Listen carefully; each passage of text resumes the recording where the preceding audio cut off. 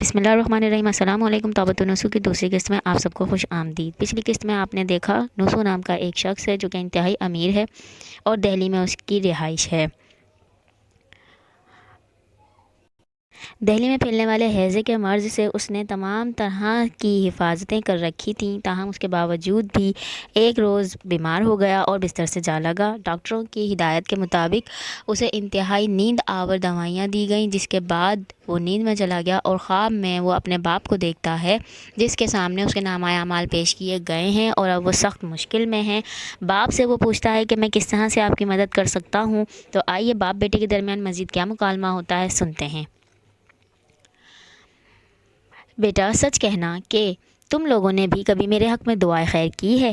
بیٹا، جناب، آپ کے انتقال کے بعد رونا پیٹنا تو بہت کچھ ہوا اور اب تک اس شد و مت کے ساتھ ہوتا ہے کہ گویا آپ نے ابھی انتقال فرمایا ہے، اور یہ رونا تو ہمارے دم کے ساتھ ہے۔ آپ کی عنایتیں، آپ کی شفقتیں جب تک جئیں گے یاد کریں گے۔ رسم دنیا کے مطابق آپ کا کھانا بھی برادری میں تقسیم کر دیا گیا ہے۔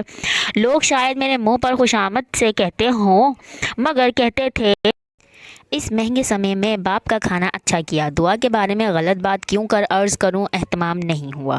آپ کے بعد ترکہ و میراث کے ایسے جھگڑے پڑ گئے کہ آج تک نہیں سلجھے، مگر یہ تو فرمائیے کہ آپ تو صوم و صلات کے بڑے پابند تھے، کیا اعمال نہ افعال کچھ بھی کام نہ آئے؟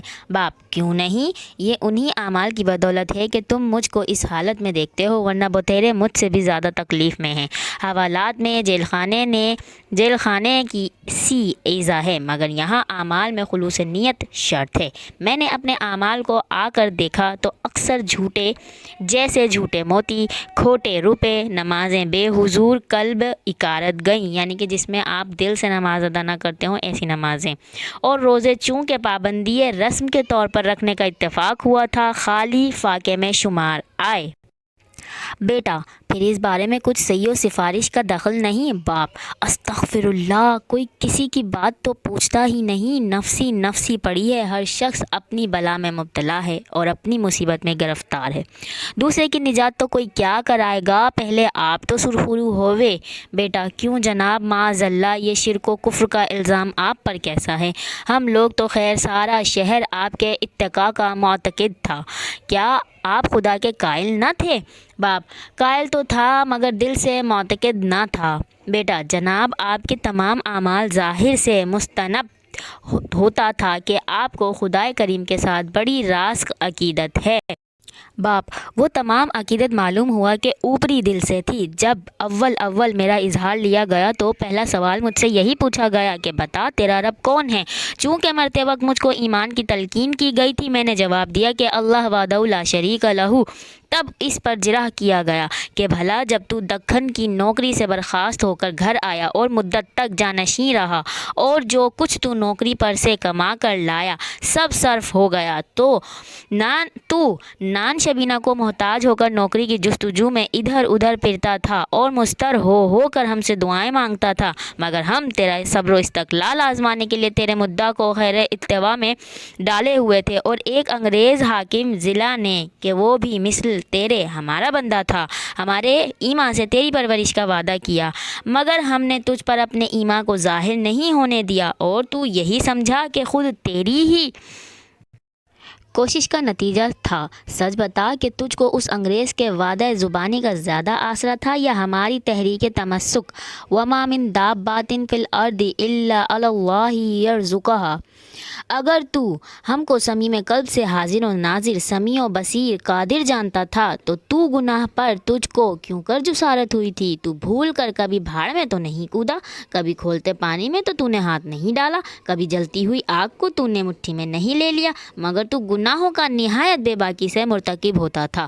ضرور ہے کہ یا تو تجھ کو ہمارے فرمانے کا یقین نہ تھا کہ گناہ کی سزا آتش دوزخ ہے، یا اگر یقین تھا تو تو اس کو دنیا کی آگ سے کم تر سمجھتا تھا۔ دنیا میں جو کچھ رفاہ، جو کچھ عیش و آرام ہم نے تجھ کو بے استحقاق صرف اپنی مہربانی سے عطا کیا تھا، کیا تو نے اس کو ہمیشہ اپنی حسن ترتیب کی طرف منسوب نہیں کیا؟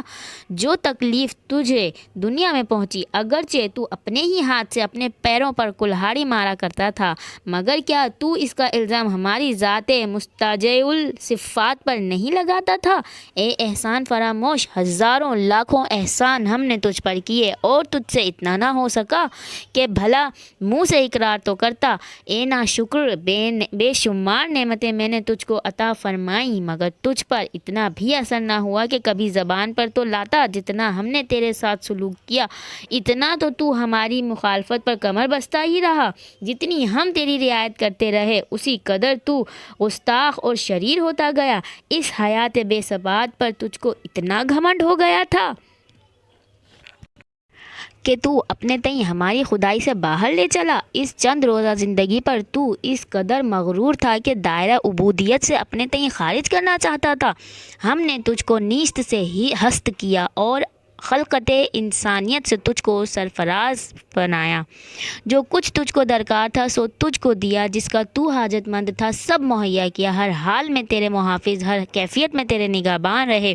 کیا اسی واسطے کہ تو کبھی بھول کر بھی ہماری طرف توجہ نہ کرے اور ہمیشہ اپنی 1.5 اینٹ کی مسجد ہم سے جدا رکھے؟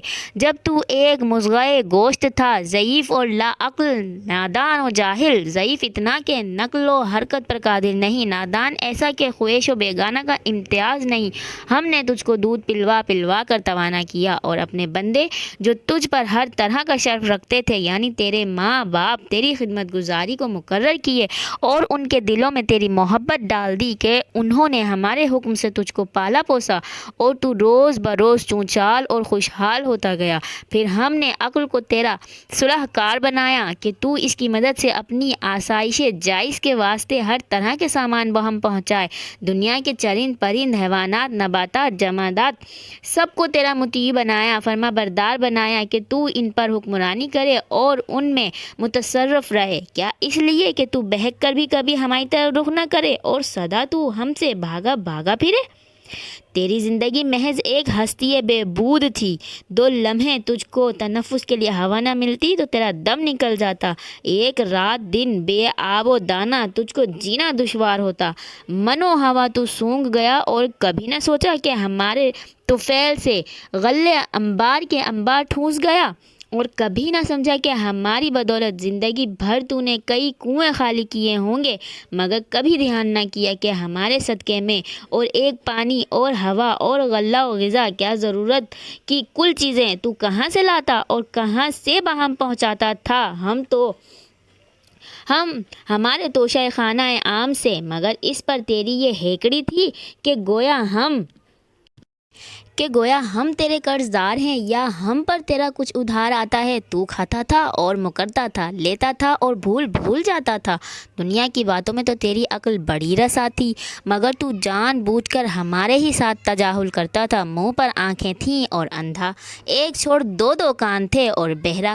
زمین، آسمان، چاند، سورج، ستارے، جنگل، دریا، میدان، انواع و اقسام کے درخت، پھل پھول، کھانوں کے ایوان، نعمت، پہننے کو رنگا رنگ خلعت، جواہر بے بہا، نقرہ و طلا، دنیا بھر کا سامان ہم نے تیرے واسطے ذبح کیا اور ایک تیرے دم کے لیے اس قدر لوازمہ بہم پہنچایا، ہم کو یہاں تک تیری خاطر عزیز اور تو ہم سے منحرف، ہم کو اس قدر تیری بزرگ داشت ملحوظ اور تو ہم سے برگزشتہ۔ ہم چاہتے تو ایک ادنا سی چونٹی تیرے ہلاک کرنے کو کافی تھی، اور ہم حفاظت نہ کرتے تو خود تیرے جسم میں فساد کا مادہ ایسا تھا کہ ایک ذرا سا روگ تیرے فنا کر دینے کو بہت تھا، مگر ہم تجھ سے دوستی کرتے تھے اور تو ہم سے عداوت، ہم عنایت کرتے تھے اور تو بغاوت۔ کیا یہی تھا بدلہ جو تو نے ہم کو دیا؟ کیا یہی تھا صلہ جو تو نے ہم سے کو دیا؟